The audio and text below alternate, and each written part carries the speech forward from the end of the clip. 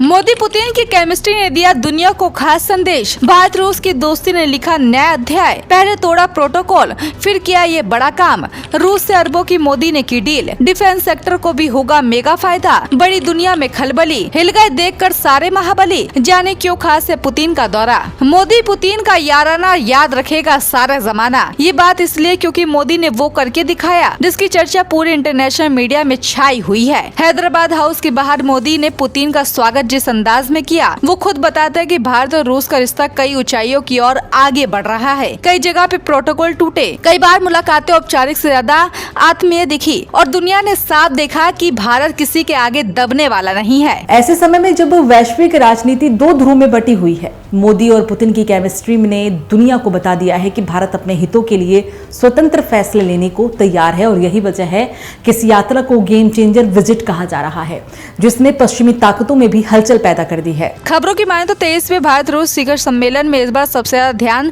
रक्षा सौदे पर रहा और रिपोर्ट साफ इशारा दे रही कि भारत और रूस के बीच अरबों की नई डील पक्की हो चुकी है। भारत पहले ही S-400 सिस्टम की 5 रेजिमेंट ले चुका है, लेकिन इस बार भारत ने अतिरिक्त S-400 पे विचार शुरू कर दिया है। वजह भी बड़ी साफ है, इसकी क्षमता ने कई बार ड्रोन और मिसाइल हमला रोकने में अपनी ताकत साबित की है। इसके अलावा भारत को रूस की 5वीं पीढ़ी का लड़ाकू विमान Su-57 मिलने का रास्ता साफ होता दिख रहा है। सबसे खास बात यह है कि रूस इसकी लगभग 70% तकनीकी भारत को देने के लिए तैयार है। ये विमान भविष्य में भारत में भी बन सकता है। यही नहीं, भारत S-500 सिस्टम पे भी गंभीरता से विचार कर रहा है। इसे दुनिया का सबसे ज्यादा एडवांस एयर डिफेंस सिस्टम कहा जाता है, जो तेज गति वाले और हाइपोसैनिक हथियारों को भी हवा में रोक सकता है। इसका संयुक्त उत्पादन भारत में हो सकता है, जो सीमा सुरक्षा को कई स्तर तक ऊपर ले जाएगा। इसके साथ ही नौसेना के लिए मिसाइल सिस्टम, पनडुब्बी टेक्नोलॉजी और कई आधुनिक उपकरणों पर भी बातचीत आगे बढ़ चुकी है। माना जा रहा है कि डिफेंस सेक्टर में भारत को एक साथ कई शक्तियां मिलने वाली है। ये वही कारण है कि कई एक्सपर्ट्स कह रहे हैं कि इस बार मोदी पुतिन की बैठक ने एशिया की सैन्य शक्ति समीकरण बदल दिया है। खबर है कि एनर्जी सेक्टर में भी पुतिन का दौरा भारत के लिए बड़ी राहत लेकर आया है। अमेरिका के कड़े रुख के बीच भी रूस भारत को दुनिया का सबसे सस्ता कच्चा तेल देता रहा है।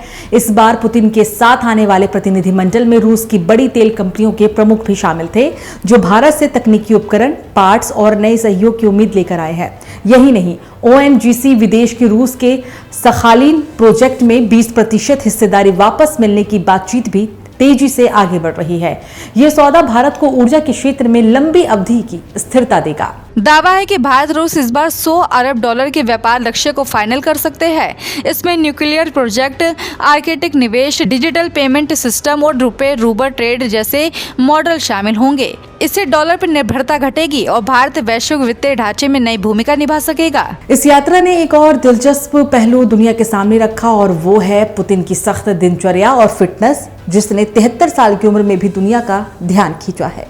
उनके खाने से लेकर एक्सरसाइज तक की हर चीज मेडिकल और सुरक्षा जांच से गुजरती है। नाश्ता बेहद सामान्य है लेकिन पौष्टिक होता है, जिसमें काशा, अंडे, कॉटेज चीजें और अलग जूस शामिल है। इसमें बीटरूट जूस उनकी खास पसंद है, जो उन्हें एनर्जी देता है। दोपहर और रात को खाने में पुतिन भारी भोजन नहीं लेते। फिश, सब्जियां, सलाद और सीमित कार्ब्स रोजाना के मेन्यू का हिस्सा है। फिटनेस के इस रूटीन ने दुनिया में उनकी एक अलग छवि बनाई गई है।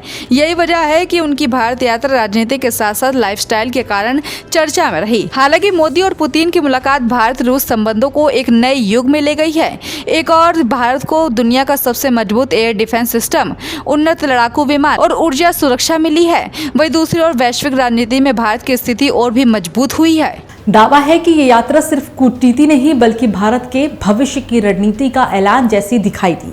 दुनिया देख रही है कि भारत अब न सिर्फ बड़ी शक्तियों के बीच संतुलन बना रहा है, बल्कि दोनों से लाभ लेकर अपनी ताकत को कई गुना बढ़ा भी रहा है।